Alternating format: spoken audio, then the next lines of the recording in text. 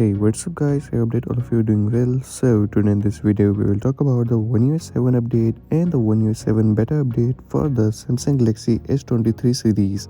As we know that the One UI 7 beta version is already out for the Samsung Galaxy S24 series. And now talking about the One UI 7 update for the S23 series. So the S23 series will get the One UI 7 update, and this will be the second big One UI update.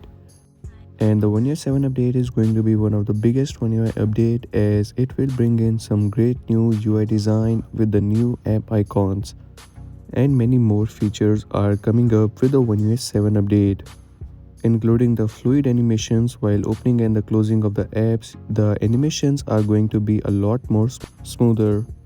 And the next big change that you are going to see is in the control panel. Now with the One UI 6 update we got this redesigned control panel. Now with the One UI 7 update we will get to see a redesigned control panel again, which will bring in a lot more customizations. Also with the One UI 7 update you will get to see a now bar for the live activities.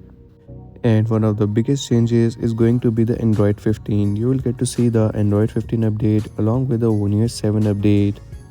Now if we talk about the One UI 7 beta version for the S23 series, so according to Google, the S23 series is not expected to get the One UI 7 beta program, as according to the rumors we will get to see the One UI 7 update in the February most probably.